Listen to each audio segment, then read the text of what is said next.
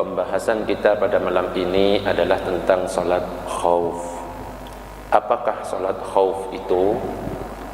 Jadi kalau kita artikan kata khauf dalam bahasa Arab, artinya adalah takut.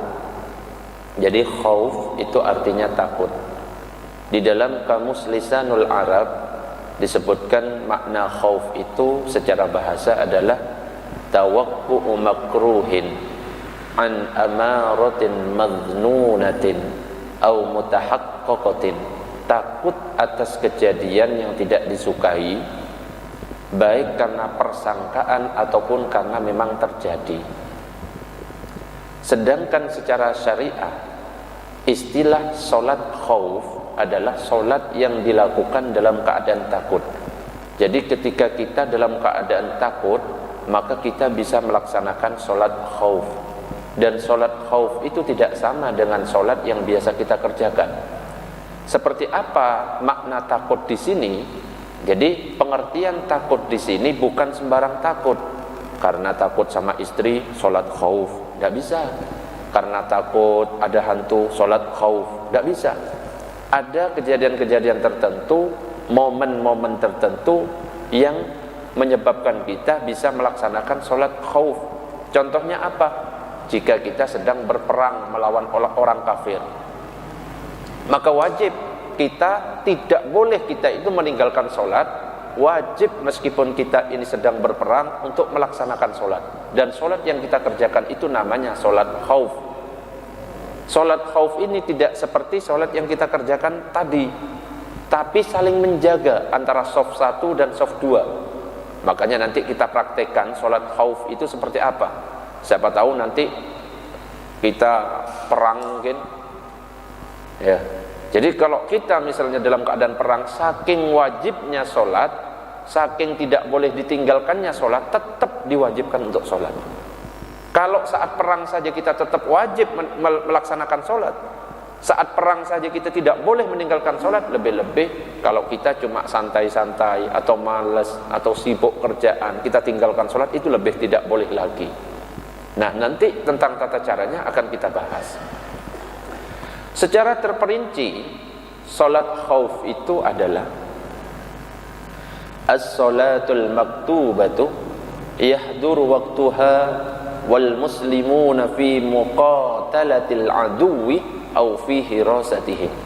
Salat wajib 5 waktu yang sudah datang waktunya, sementara muslimin dalam keadaan pertempuran dengan musuh atau dalam hirasah, artinya berjaga-jaga. Jadi ketika kita misalkan atau kaum muslimin sedang berperang dan waktu zuhur datang, waktu asar datang, tidak boleh kita melewatkan salat zuhur dan asar meskipun kita itu sedang perang 1 lawan 1 dengan orang kafir. Bahkan kita pegang pedang pun kita wajib tetap sholat. Nah, itu namanya sholat khauf. Bahkan saat sholat kita bunuh musuh kita, kira-kira boleh apa enggak? Boleh apa enggak kira-kira? Kita berperang dengan orang kafir, pegang pedang 1 lawan 1, lagi sholat kita, pergerakan yang lewat lebih dari 3 kali itu enggak masalah, beda. Bahkan kita membunuh saat sholat, boleh tidak kira-kira? Nah, itu nanti akan kita bahas. Jadi syaratnya itu berperang dengan orang kafir, bukan adu mulut dengan istri sholat khauf. Nggak boleh kalau kayak gitu ya. Atau unjuk rasa, bukan, beda. Nah, di dalam Al-Quran sholat khauf ini disebutkan. Sholat-sholat yang lain tidak ada disebutkan secara rinci caranya, tapi sholat khauf disebutkan caranya di dalam Al-Quran.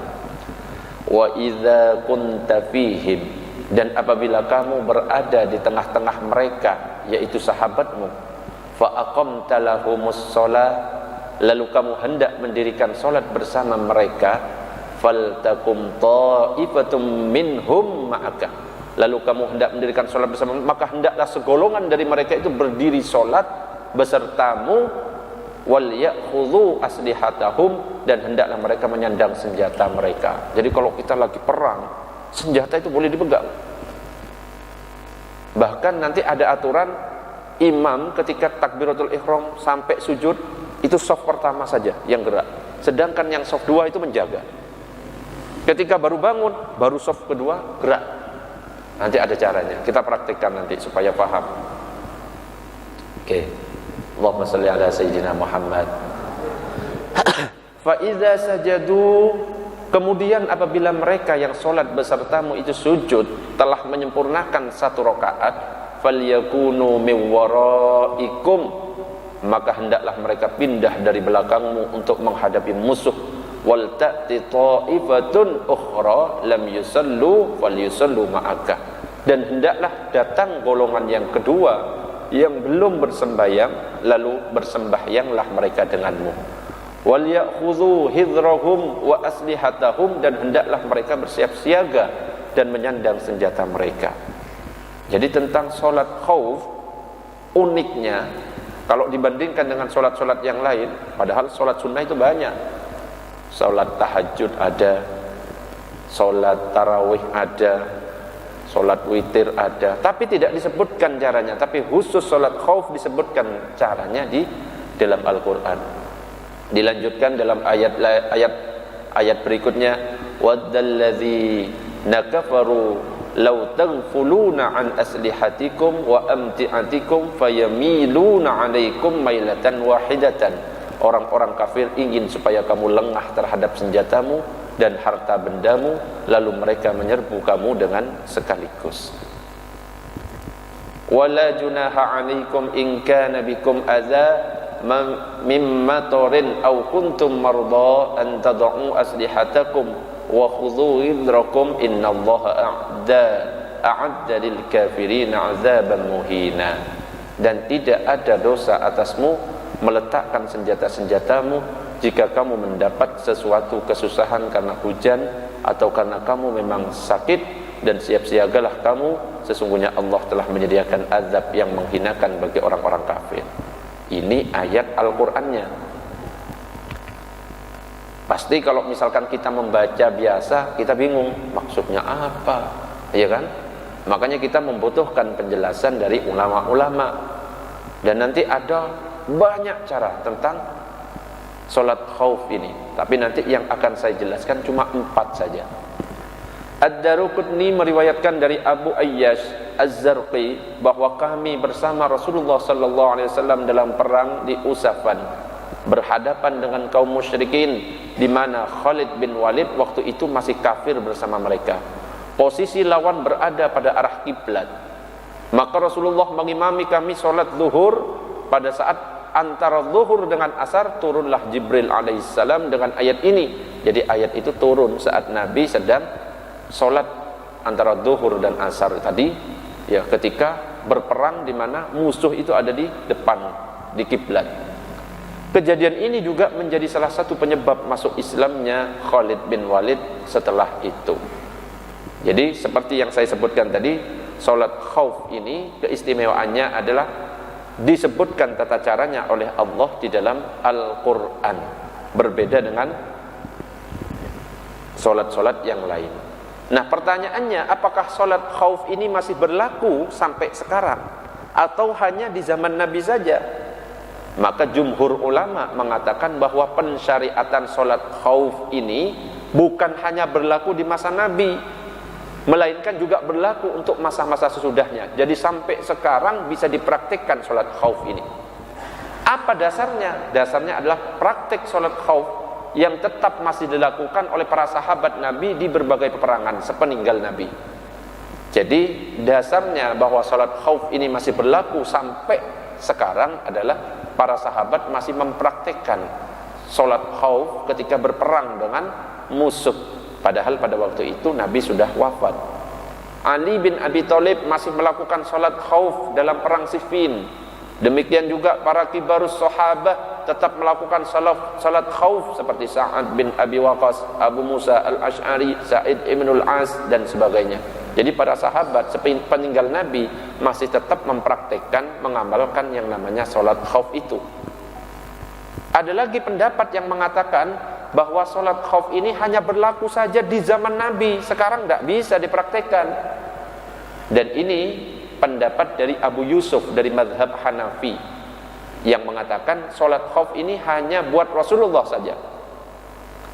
Dasarnya adalah ayat di atas yang hanya menyebutkan buat Rasulullah. Jadi Abu Yusuf dari mazhab Hanafi mengatakan ayat tadi itu untuk Rasulullah, bukan untuk kita. Makanya sholat khauf gak bisa dipraktikkan untuk sekarang.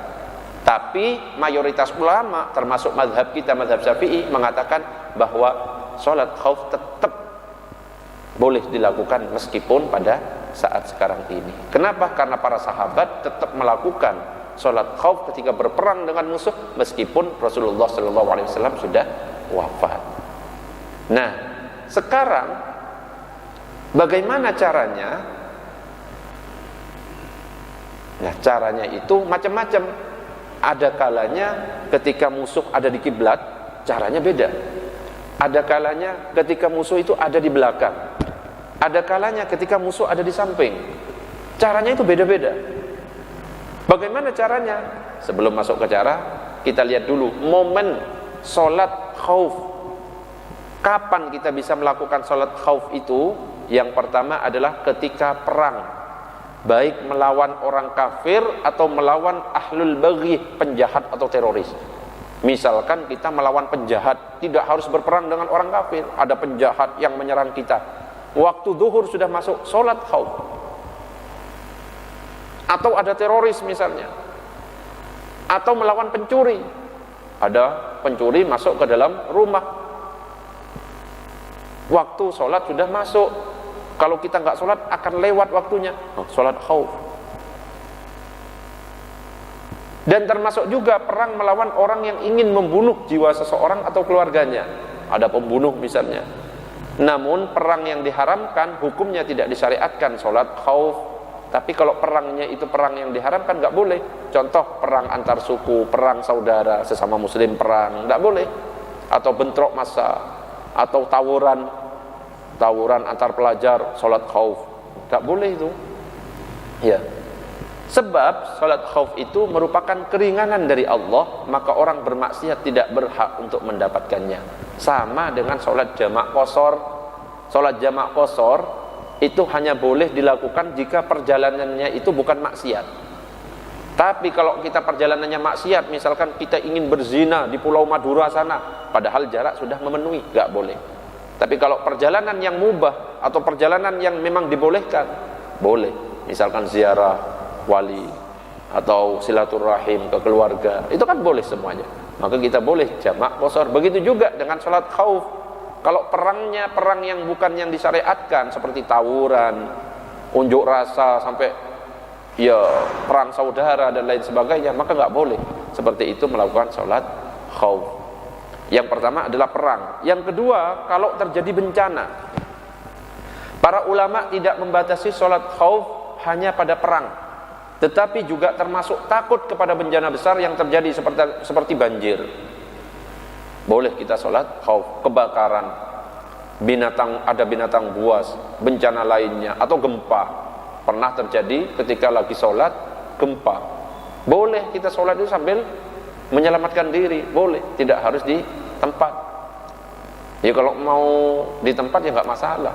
Seandainya kita mau sholat sambil jalan menyelamatkan diri keluar dari ruangan, boleh. Karena memang dalam keadaan darurat itu. Dan sholat khauf tidak hanya berlaku untuk perang yang harus menempuh perjalanan jauh, tetapi juga berlaku meski perang terjadi di negeri sendiri atau di kampung sendiri. Nah, sekarang bagaimana caranya sholat khauf itu?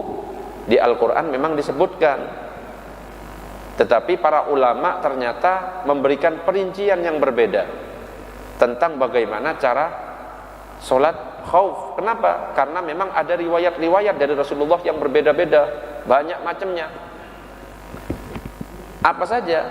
Cara yang pertama ini, kalau musuhnya berada di arah kiblat, kalau di sini di arah barat sana musuhnya, kita sholat menghadap ke kiblat, musuh ada di kiblat, maka pertama-tama yang harus dilakukan, imam mengatur pasukan menjadi 2 shaf.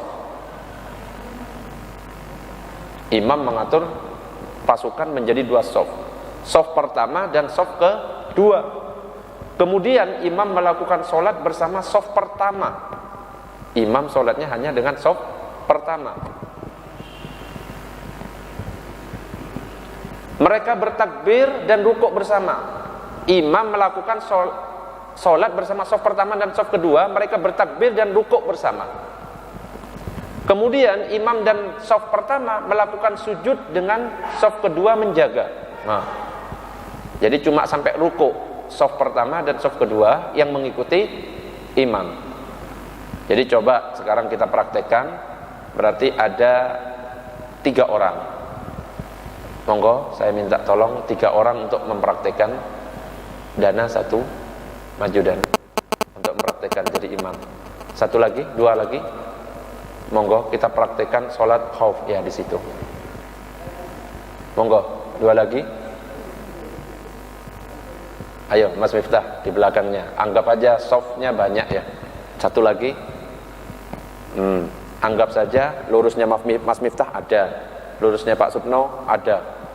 Imam membagi menjadi 2. Berarti satunya gini. Anggap aja deretannya banyak. Imam membagi shaf menjadi 2. Ini kalau musuh ada di mana? Kiblat. Kemudian imam melakukan sholat bersama shaf pertama dan shaf kedua. Mereka bertakbir dan rukuk bersama. Silakan imam takbir. Allahu Akbar. Shaf 1 dan shaf kedua masih mengikuti imam. Imam rukuk.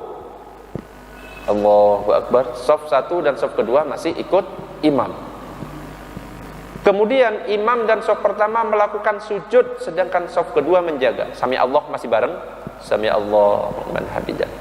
Nah, ketika sujud, imam hanya bersama dengan shaf pertama, sedangkan yang di belakang tetap megang senjatanya.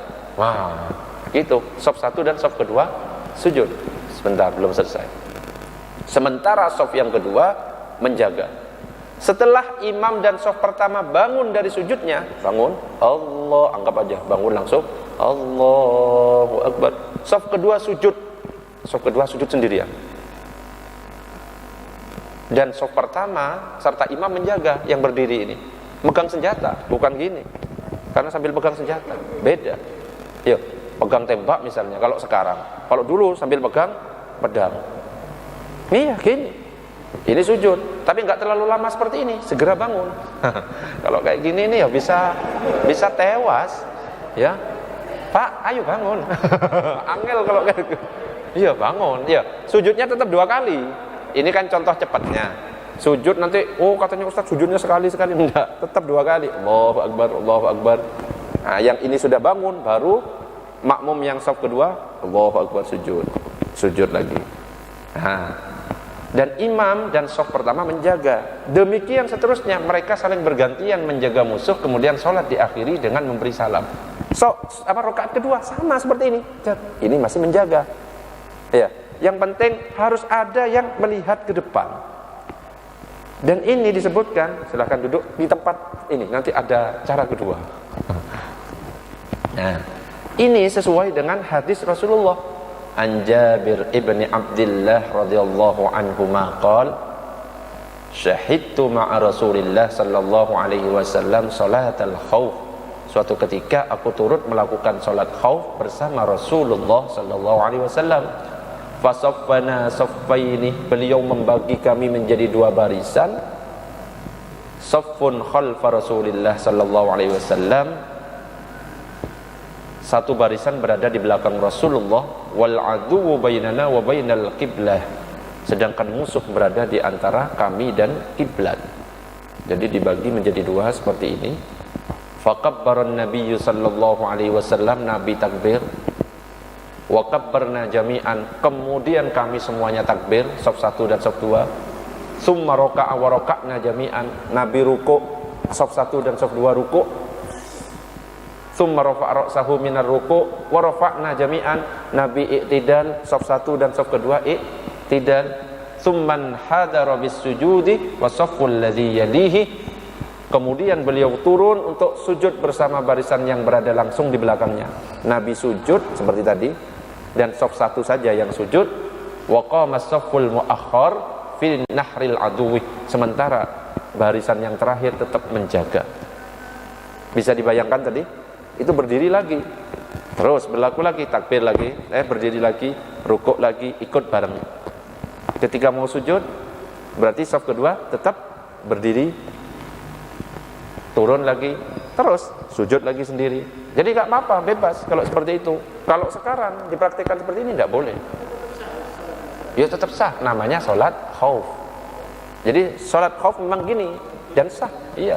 Kalau di sini nanti dipraktikkan misalnya, ya di sini misalnya dipraktikkan, iya pegang senjata, imam pegang senjata, misalnya pedang, pedangnya sambil diginikan misalnya, ya nggak harus dekat, Allahu Akbar, cing, nah gini, sami Allah, cing, ya nggak gini juga, gini, langsung menyerah, nggak apa-apa, gerakan lebih dari 3 kali nggak apa-apa, misalkan lagi sujud, shaf 1 dan imam, yang menjaga kan masih ada, langsung itu yang nyerang, kalau misalnya pakai pedang.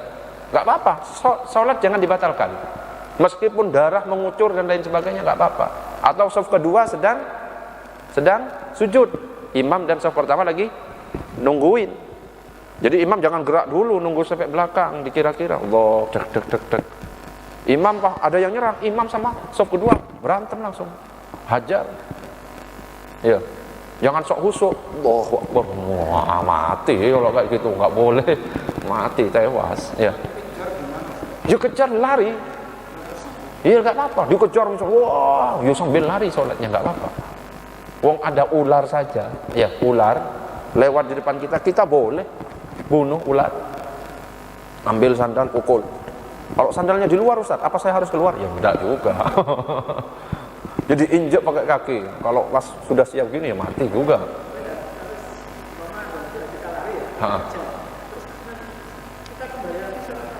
Ya tetap dilanjutkan sambil lari, Allahu Akbar. Bahkan ketika perang, kalau memang sudah darurat 1 lawan 1, Allahu Akbar terus, mati wis gak apa-apa. Darah kan najis kan, darah bercucuran, pokoknya tetap semampunya kita. Itu saking wajibnya sholat. Ini baru cara pertama, ya belum selesai. Falamma qadan nabiyyu sallallahu alaihi wasallam as-sujud wa qama as-safful ladzi yalihi. Ketika Nabi selesai sujud dan barisan yang di belakangnya berdiri, maka barisan yang terakhir tadi turun untuk melakukan sujud, lalu mereka berdiri kayak tadi. Lalu barisan yang di belakang maju dan barisan yang di depan mundur. Kemudian Nabi rukuk. Kalau yang ini di dalam hadis bergantian supaya adil. Coba berdiri lagi. Itu kan rakaat pertama tadi kan. Rakaat kedua bergantian. Kita praktekkan rakaat 1. Berarti takbirnya bersama-sama. 1 sama imam, 1 dan 2. Silakan. Allahu Akbar. Rukuk bersama-sama. Allahu Akbar. Iktidal juga masih bersama. Salah. Sami Allahu liman hamidah. Baru ketika ini yang belakang tidak boleh sujud. Yang sujud yang shaf 1 dan imam. Allahu Akbar. Sujudnya 2 kali. Duduk, Allahu Akbar. Sujud lagi, Allahu Akbar.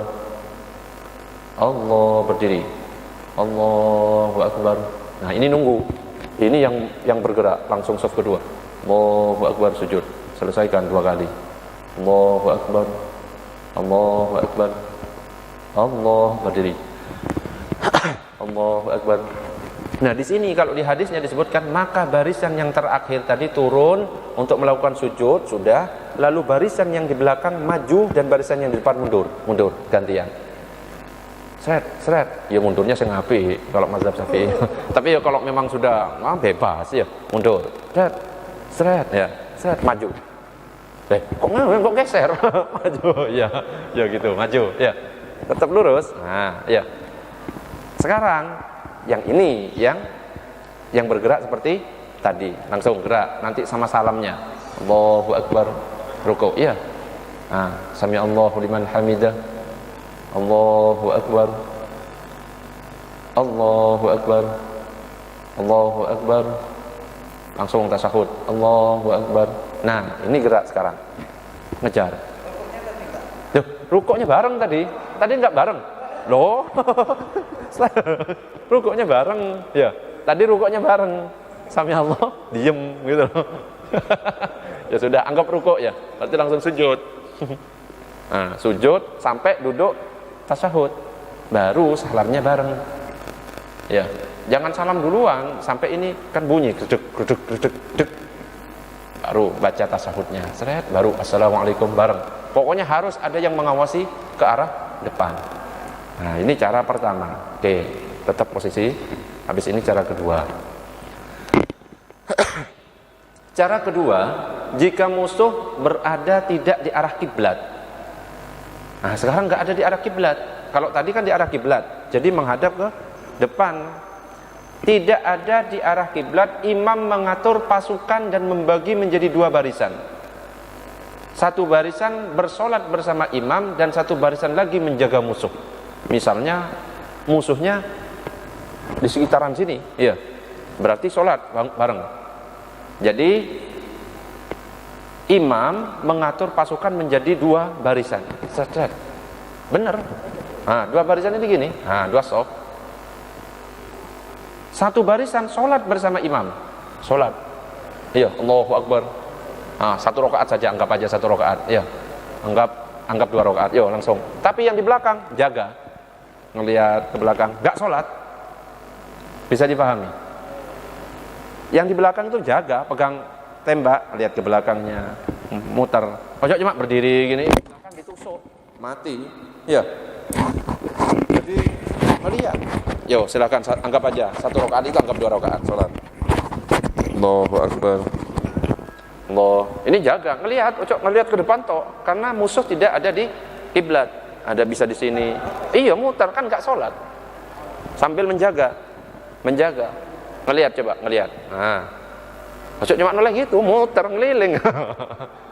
Nah, terus sekarang sampai tasahud. Anggap aja langsung duduk, turun tasahud. Yang di saf kedua tidak sholat. Setelah barisan pertama selesai sholat, maka barisan kedua melakukan sholat bersama imam.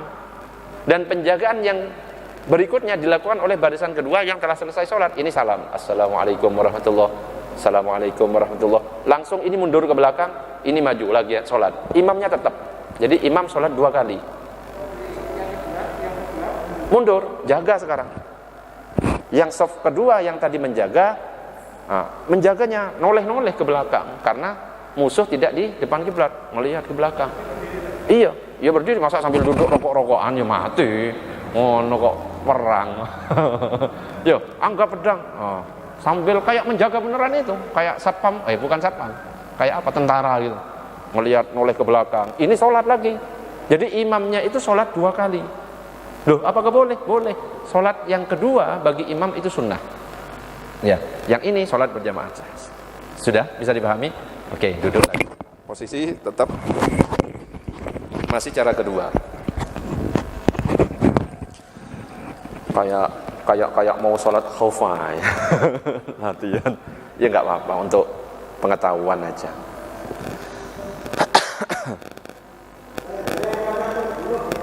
Kenapa? Imamnya terbunuh, saf pertama maju. Ya. Jadi lawan, makanya misalkan musuh mendekat ke imam, lawan dulu imam. Imam mati, langsung gantikan yang di belakangnya. Allahu Akbar terus. Matinya mati syahid. Nah, harusnya saat imam yang gerak, yang belakang itu menjaga itu, ya. Kalau di belakang kan dari belakang tadi kan. Kalau yang cara kedua, musuh kan dari belakang, dari samping, menjaga. Karena musuhnya di belakang, iya. Kalau ada di kiblat, mungkin saja kan menyerang imam, bisa saja. Jadi siap yang berdiri itu boleh maju ke depan. Wah, dak. Imam ya kalau misalnya sudah darurat, satu lawan satu boleh sambil gerak. Allahu Akbar, sami Allahu liman hamidah. Gitu. Rabbana walakal hamd gitu.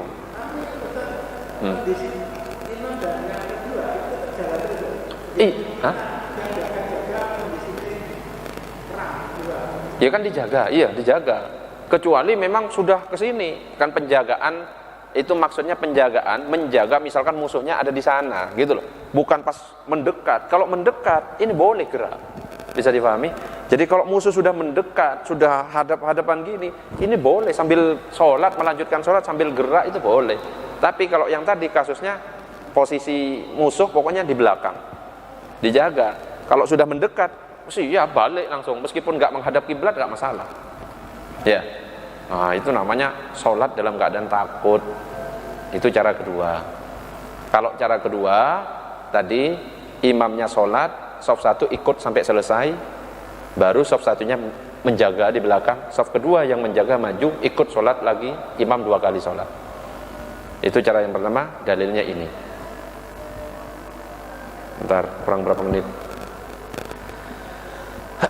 6 menit lagi, berarti nggak usah dibaca dalilnya. Cara ketiga, jika musuh berada tidak di arah kiblat, imam mengatur pasukan dan membagi menjadi 2 barisan. Satu barisan menjaga musuh dan satu barisan lagi sholat bersama imam 1 rakaat. Jika imam berdiri untuk rakaat yang kedua, maka barisan yang pertama niat memutuskan sholat jamaah bersama imam, mereka melanjutkan rakaat kedua tanpa imam. Nah, bisa dibayangkan? Bingung kalau nggak praktik. Contohnya gini, ayo imam sholat. Nah, jika musuh berada tidak di arah kiblat, wis di mana-mana. Cara yang ketiga, boleh pakai cara yang ketiga. Shaf dibagi menjadi 2, imam berdiri untuk rakaat yang kedua. Salah mana tadi? Satu barisan menjaga musuh, satu barisan lagi sholat bersama imam 1 rakaat. Yo, 1 rakaat. Iya, 1 dan 2. Yang shaf kedua tidak. Terus selesaikan.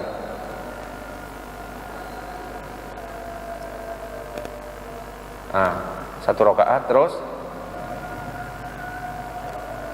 Jika imam berdiri untuk rakaat yang kedua, maka barisan yang pertama niat mufarokoh, gak niat ikut lagi, tapi menyelesaikan sendiri. Bisa dipahami? Sekarang saya mufarokoh, pisah dari imam, ya. Jadi yang pertama ini niat memutuskan sholat jamaah bersama imam, mereka melanjutkan rakaat yang kedua tanpa imam, sholat sendiri langsung selesaikan. Cet ya. Nah, lalu mereka pergi ke tempat di mana ada musuh, selesai kan? Nah, kemudian baris kedua takbiratul ihram, sholat bersama imam yang berada pada rakaat kedua. Jadi imam ini saya nunggu, ya. Jadi nggak langsung gerak-gerak, imam terus nungguin. Ini menyelesaikan sholat sendiri, cet, selesai sholat sendiri, berangkat langsung ke belakangnya. Yang shaf kedua datang, ikut di rakaat keduanya imam, Allahu Akbar, menyelesaikan. Ya, yo, rakaat kedua, imam rakaat kedua, tapi shaf kedua rakaat 1, Allahu Akbar, terus langsung duduk. Nah, imam menunggu sampai mereka selesai. Imam duduk seperti ini, tasyahud, jelas. Ini kan kurang, berdiri tambah, tapi jangan salam. Nah, ini jangan salam, nungguin. Nah, ini berdiri, menambah 1 rakaat karena kurang. Bisa dibayangkan? Nah, nungguin, baru tasyahud. Nah, baca tasyahud. Setelah baca tasyahud, salamnya bareng. Baru kalau sudah bunyinya selesai, kasih waktu untuk baca tasyahud. Assalamualaikum warahmatullahi, baru ikut salam bersama. Oh, itu cara ketiga. Susah ya? Iya susah. Susah ternyata. Ya minimal tahulah, meskipun nggak diamalkan di sini. Ya mudah-mudahan nggak sampai sholat khauf ya, nggak perang angel juga. Apa?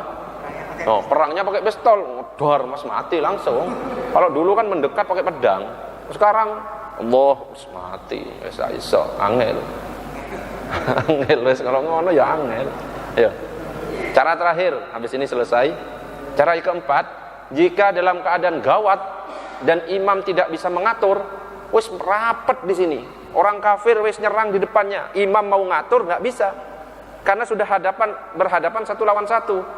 Maka masing-masing bisa melakukan sholat sebisa-bisanya dalam keadaan berjalan kaki, berlari, mengendari kuda, ayo, naik tank, nggak apa-apa.